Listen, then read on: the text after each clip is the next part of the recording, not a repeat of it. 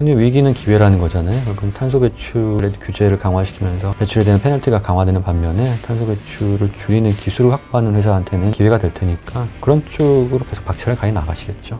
한국경제 구독자 여러분 안녕하세요. 허란 기자입니다. 퇴근길을 찾아가는 경제 한 끼 시작하겠습니다. 오늘의 한 끼로는 탈탄소 시대 정유회사의 투자 포인트를 준비했습니다. 든든한 한 끼를 책임져 주실 신지윤 KTB투자증권 리서치 센터장님 모셨습니다. 안녕하세요. 안녕하십니까. 지난 시간에 그린 인프라로 변신을 하고 있는 유틸리티 기업부터 화학회사까지 쭉 살펴봤거든요. 그런데 이 정유회사도 온실가스 발생의 주범이기도 해요. 거기다가 신재생 에너지 사용을 확대하는 이런 상황에서 정유회사들이 이제 석유로 먹고 살 수 있을까라는 의구심마저 들거든요. 정유회사를 어떻게 바라봐야 되는지 큰 틀에서 좀 말씀 부탁드릴게요. 기후위기의 대응, 이게 지금 가장 중요한 지향점이잖아요. 그런데 기후위기 대응 차원에서 탄소 배출을 줄여야 되는 거고, 그러다 보면은 석유를 비롯한 화석연료의 소모량을 일단 줄이자라는 측면이니까, 어쨌든 이제 석유 소비에 대한 전망이 줄어들 거란 전망이 좀 우세하지 않습니까? 그러면은 이제 정유회사들 같은 경우는 이제 수요 감소 때문에 결국은 수익이 줄어들 수밖에 없는 거 아니냐라는 게 거기서 출발점이 있는 거죠. 그리고 이제 당장은 이제 뭐 정유 관련 제품들을 생산하는 과정에서 발생하는 탄소 양을 줄여야 되는 그런 과정이 있는데, 그렇다고 해서 이제 주가 측면은 또 아주 일방적으로 불리하게 흘러가지는 않았다는 거예요. 왜냐하면은 이런 부분이 아주 새로운 게 아니고 어느 정도 예고가 돼 있었고, 오히려 탄소 배출에 대한 규제가 강화될 거를 염두에 두고 소변에서 공급 관련된 설비 투자가 주춤하다 보니 수요 공급이 타이트해지면서 유가가 상승하고 관련된 마진 이런 부분이 이제 올라가면서 오히려 주가는 올해 같은 경우는 뭐 작년에 반짝일 수도 있겠지만 좋았다는 거죠. 또 한편으로는 글로벌 오일 메이저들이 아주 적극적으로 회사 사업의 변신을 도모하고 있거든요. 우리나라 기업들도 이제 한국 정부 차원에서 탄소 중립을 이제 2050년 선언한 것도 있고 벤치마크 삼고 있는 오일 메이저 기업들의 변신을 보고 있기 때문에 우리나라의 대표적인 정유주들도 상당히 많은 굵직굵직한 장기 계획들을 쏟아내고 있는 게 지금 상황인 거죠. 장기적으로 봤을 때는 석유의 수요는 감소할 수 있다. 또 탄소 저감에 박차를 가야 되는 상황이다라는 어려움 속에서 단기적으로 보면 이 유가 상승이라는 호재 때문에 정유주의 주가가 올랐다가 최근엔 조금 보합세를 보이기는 해요. 좀 단기적 관점에서 하반기 정유주의 투자 포인트는 뭘로 삼으면 좋을까요? 저희 정유 담당 애널리스트하고 얘기를 나눴는데, 아까 말씀드린 회사의 사업 전환이라든지 더 큰 그림인 지금 뭐 시리즈로 말씀드리고 있는 탄소 배출과 관련된 여기서 규제 강화가 미칠 영향 이런 부분들은 계속 중요할 것 같고요. 기자님 말씀하신 대로 좀 단기적인 측면에서 정유기업들을 보는 시각에 어떤 것들이 있을까? 단기적인 부분이라고 좀 국한해서 말씀드리자면은 정제 마진 관련된 얘기를 안 할 수 없을 것 같고요. 그 회사의 그 소위 말해서 벌어들이는 마진을 결정하는 건데 올라가는 쪽으로 예상을 하더라고요. 하반기에. 우리 수요 측면에서 지금보다는 개선될 요인이 강할 것이다.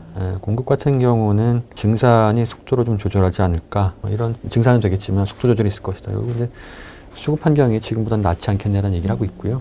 공급 측면에서 유가가 이렇게 오르는데 생산량을 그래도 속도 조절하면서 제한적으로 늘릴까요? 아니면 각국이 좀 생산 좀 더 해서 돈을 좀 더 벌자 이렇게 할까요? 수십 년의 역사가 반복되면서 과하면 또 이제 줄어들고 과하면 줄어들었는데 지금은 글쎄요, 뭐 우리 애널리스트 입장은 연말에 다시 70불 초반으로 좀 70불, 뭐 현재 가격보다 좀 낮거나 현재 가격 정도로 유지가 되지 않을까라고 예상을 하고 있습니다. 예.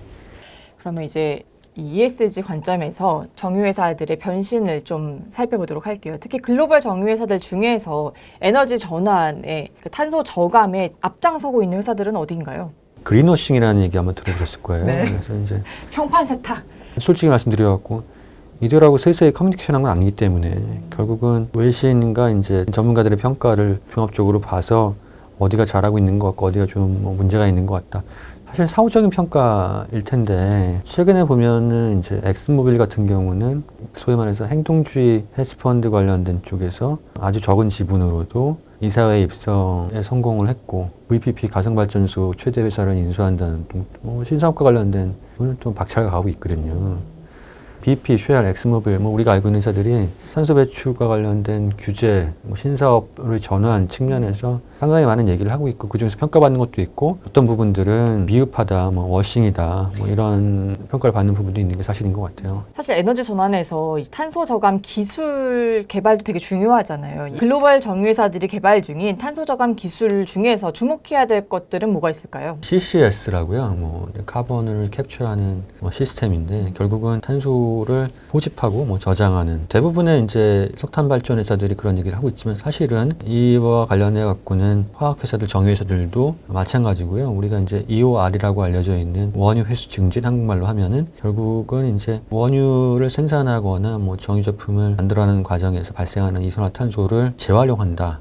뭐 이런 개념도 상당히 좀 활발한 것 같아요. 뭐 아울러서 바이오 연료, 바이오 디젤 이런 쪽도 각광받는 그런 분야라고 생각하고요. 사실 이 글로벌 정유회사들과 비교했을 때 국내 정유회사들은 이 탄소 저감이 얼마나 경쟁력이 있나 또 이게 투자 포인트가 될 텐데요. 국내 회사들은 탄소 저감을 잘하고 있다 이렇게 평가하시나요? 2015년 파리 기후변화협약 체결 이후에 우리가 국가 차원의 탄소 배출량을 줄이겠다 선언을 했지만 실질적으로 들어온 액션, 기업들이 체감하는 압력 이런 것들은 크지 않았다는 거죠.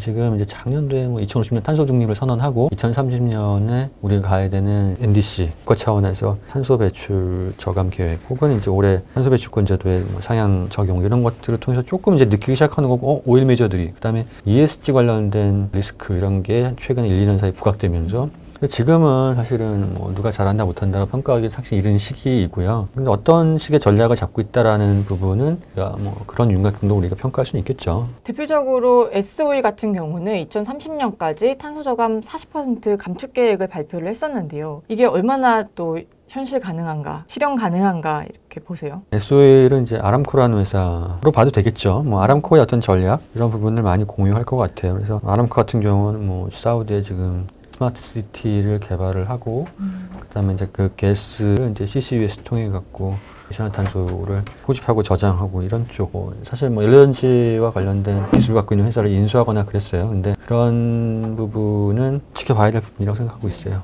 SK이노베이션은 이달 초에 카본2 그린 비전을 발표하면서 배터리와 석유 개발 사업 부문에 분할 계획을 발표했거든요. SK이노베이션은 이제 석유가 아니라 뭘로 돈을 버는 회사가 되겠다는 건가요? 배터리 관련된 부분을 강화시키겠다라는 거 일단 우리 이해해야 될 것 같고 배터리 소재 뭐 전반적인 밸류체인인 것 같고 광구 매각 분할이란 부분은 새로운 건 아니고 뭐 페루 같은 경우도 어느 정도 진행이 돼 있던 부분이라고 봐야 되기 때문에 그렇게 이해하면 될 것 같고요. 뭘로 돈을 버느냐? 근데 위기는 기회라는 거잖아요. 그건 탄소 배출의 규제를 강화시키면서 배출에 대한 페널티가 강화되는 반면에 탄소 배출을 줄이는 기술을 확보하는 회사한테는 기회가 될 테니까 그런 쪽으로 계속 박차를 가해 나가시겠죠. 지금까지 탈탄소 시대의 정유주의 투자 포인트를 살펴봤습니다. 나와주신 신지윤 KTB 투자증권 리서치센터장님 감사드립니다. 네, 고맙습니다. 구독자님 든든한 한 끼 되셨나요? 저는 다음 퇴근길 맛있는 경제 한 끼로 찾아오겠습니다. 감사합니다.